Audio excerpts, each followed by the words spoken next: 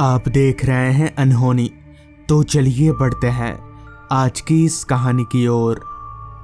रविवार की शाम मैं अपने घर पर था और थोड़ी बहुत साफ सफाई करने की कोशिश कर रहा था। साफ सफाई करते करते मुझे घर की अलमारी में एक पोटली पड़ी हुई दिखी जिसके अंदर काफ़ी सारे कागज रखे हुए थे। मैंने उस पोटली को अलमारी में से निकाला और उसे खोलकर ज़मीन पर बैठ गया। पोटली खुलते ही अंदर का कागज घर में चारों तरफ फैल गया। बहुत सारे कागज थे, किसी का खत था तो किसी के शादी का कार्ड। अभी मैं एकाएक उन सभी कागजों को देख ही रहा था कि तभी मेरी नज़र एक पुराने से दीमक लग चुके चिट्ठी पर गई। चिट्ठी मेरे दोस्त सुमित की थी, तब की जब एक बार सुमित की तबीयत बिगड़ गई थी। मैं उसे देखने भी गया था।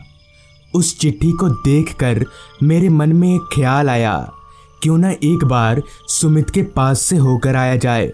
वैसे भी इन दिनों ऑफिस की छुट्टियां चल रही थीं, लिहाजा मैंने कल ही निकलने का फैसला किया।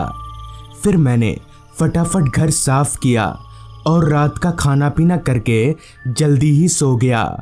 अगली सुबह मैंने सुमित के गांव जाने के लिए बस पकड़ ली। सुमित का गांव मेरे यहाँ से काफ़ी दूर था, तो जाहिर सी बात है वहाँ पहुँचने में वक्त लगेगा और हो सकता है शाम भी हो जाए। बस पूरी रफ्तार से आगे बढ़े जा रही थी। जैसा मैंने सोचा था ठीक वैसा ही हुआ। बस जब सुमित के गांव के छोटे से बस स्टॉप पर रुकी तब तक अंधेरा हो चुका था। अपने कंधे पर एक छोटा सा बैग लटकाए मैं बस से नीचे उतरा। बस के जाते ही मुझे वहाँ की खामोशी का अंदाजा हुआ। दूर दूर तक ना तो कोई इंसान और ना ही कोई जानवर दिख रहा था, जबकि अभी उतना वक्त भी नहीं हुआ था। बस स्टॉप पर अगर चीज़ों की बात की जाए तो वहाँ सिर्फ एक सड़ा हुआ सा लोहे का बोर्ड लगा हुआ था जिस पर लिखा था राजगढ़ बस स्टॉप। यहाँ तलक कि बस स्टॉप में लोगों के बैठने का भी कोई इंतज़ाम नहीं था। जब गांव के इन इलाकों का ये हाल है तो बस्ती में कैसा होगा, यही सोचते हुए मैं चारों तरफ देखने लगा ताकि सुमित के घर तक के लिए कोई सवारी मिल जाए, क्योंकि सुमित का घर बस स्टॉप से काफ़ी दूर था, लगभग 8 किलोमीटर। पिछली बार मैं गलती से पैदल ही निकल गया था। वो तो अच्छा हुआ रास्ते में एक ऑटो मिल गया था, मगर फ़िलहाल तो मुझे कोई ऑटो वगैरह दिख नहीं रहा। मैंने सोचा गांव की तरफ थोड़ा आगे बढ़कर देखता हूँ, शायद कोई सवारी मिल जाए। लिहाजा मैं धीरे धीरे गांव की तरफ बढ़ने लगा। बस स्टॉप की तरह ही रास्ता भी एकदम खाली था। कुछ देर चलने के बाद मुझे कोई ऑटो रिक्शा तो नहीं, मगर हाँ रास्ते के किनारे एक बैलगाड़ी खड़ी दिखी। बैलगाड़ी कुछ सामानों से लोड थी।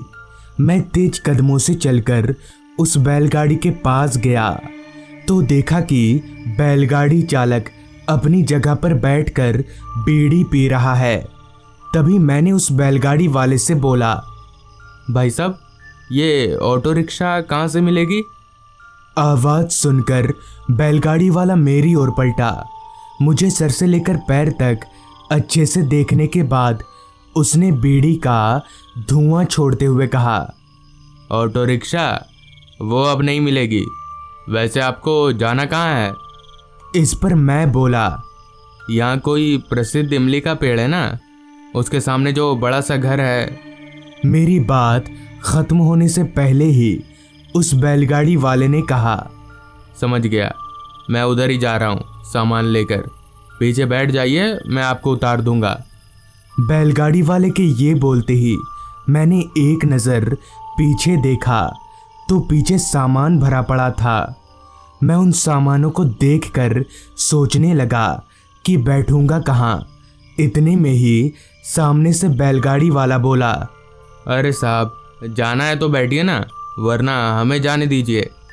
बैलगाड़ी वाले से ये सुनकर मैं फटाफट गाड़ी में चढ़कर बैठ गया, क्योंकि मैं 8 किलोमीटर चलकर अपने पैर नहीं तुड़वाना चाहता था। बैलगाड़ी धीरे धीरे रास्ते पर चलने लगी। इसी दौरान जब घड़ी में वक्त देखा तो रात के 8:30 बज रहे थे। तकरीबन 1.5 घंटों के बाद पैदल इंसान से भी धीरे चलकर बैलगाड़ी उस इमली के पेड़ के पास पहुंची। मैं बैलगाड़ी से उतरा और उस आदमी को कुछ पैसे थमाकर वहां से रवाना कर दिया। जहां इमली का पेड़ था, ठीक उसके दूसरी ओर सुमित का बड़ा सा घर था। हालांकि वहां पर अंधेरा काफ़ी ज़्यादा था, मगर चांद की रोशनी में मैं सुमित के बड़े से घर को साफ तौर पर देख पा रहा था। घर की हालत बहुत खराब थी। दीवारें ज़मीन की ओर इतनी झुकी हुई थीं जैसे अभी गिर पड़ेंगी। घर का कोई ऐसा कोना नहीं था जहां का प्लास्टर ना छूटा हो। घर की ऐसी हालत देखकर मैं बड़ा हैरान हुआ कि इतना बड़ा घर और ऐसी हालत।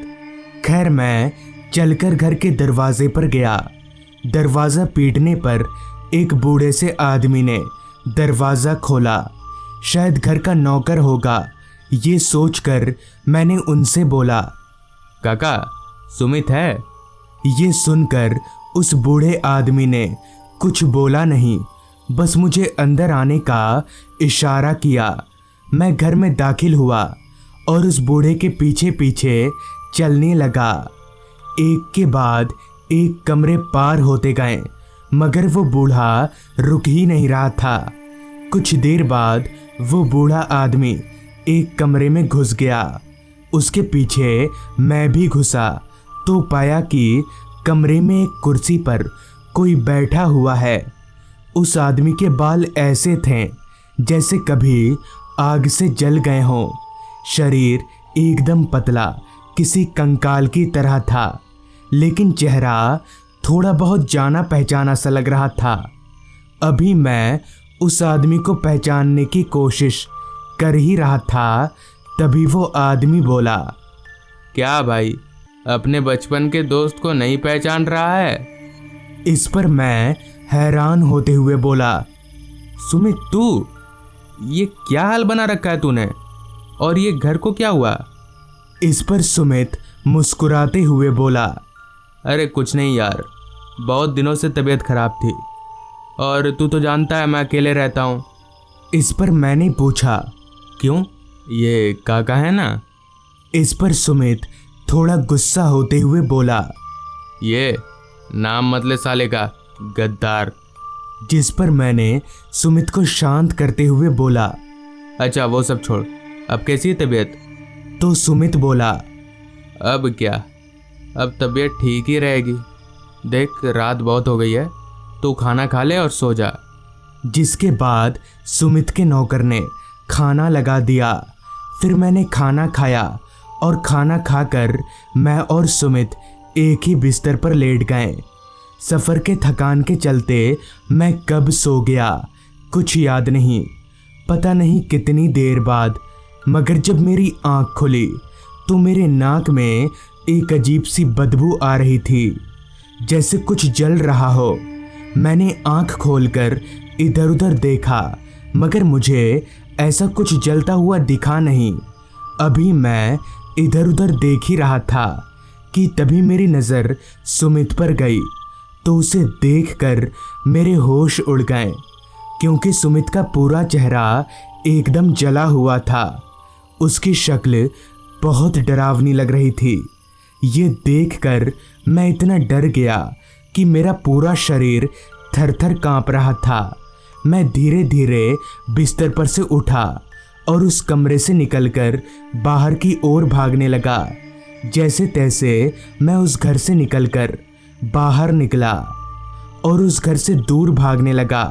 भागते भागते मैं जब उस घर से थोड़ा दूर गया तो मुझे रास्ते के किनारे वही बैलगाड़ी खड़ी दिखी जिसकी मदद से मैं यहाँ तक आया था।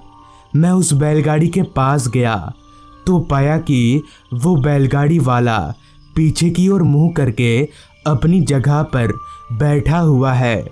मैंने उसी वक्त बैलगाड़ी वाले को सारी बात बता दी। सारी बात सुनने के बाद बैलगाड़ी वाले ने मेरी ओर देखे बिना ही कहा, साहब जरा देखिए तो, उनका चेहरा कहीं ऐसा तो नहीं दिखता था। इतना कहकर जैसे ही वो बैलगाड़ी वाला मेरी ओर पलटा तो उसकी शक्ल देखकर मेरे पैरों तले की जमीन खिसक गई, क्योंकि उस बैलगाड़ी वाले का चेहरा भी सुमित की तरह ही एकदम जला हुआ था। ये देखकर मैं अपने आप को संभाल नहीं सका और वहीं पर बेहोश हो गया। पता नहीं कितनी देर बेहोश रहा, मगर जब मेरी आंख खुली तब मेरे चेहरे पर सूरज की रोशनी पड़ रही थी। मैं उठा और किसी तरह से बस्ती तक गया। बस्ती के लोगों को सारी बात बताने पर पता चला कि एक वक्त पर सुमित के पास बेशुमार दौलत थी, मगर उसके नौकर को उसकी ये रहीसी पसंद नहीं आई और उसने सुमित को मारकर सारी दौलत अपने नाम करने का सोचा। मगर वो जानता था कि वो ये काम अकेला नहीं कर पाएगा, इसलिए उसने उस बैलगाड़ी वाले को भी अपने साथ मिला लिया और एक दिन रात को उन दोनों ने नींद में ही सुमित को जिंदा जलाकर मार दिया। मगर सुमित को मारने के बाद वो दोनों भी ज्यादा दिनों तक बच नहीं सके। सुमित की आत्मा ने उन दोनों को भी एकाएक जिंदा जलाकर मार डाला और तभी से उस नौकर और सुमित की आत्मा उस घर में और बैलगाड़ी वाले की आत्मा रास्ते पर भटकती फिरती है। तो दोस्तों, ये थी आज की कहानी। अगर आपको ये कहानी पसंद आई हो तो चैनल को जरूर सब्सक्राइब करें।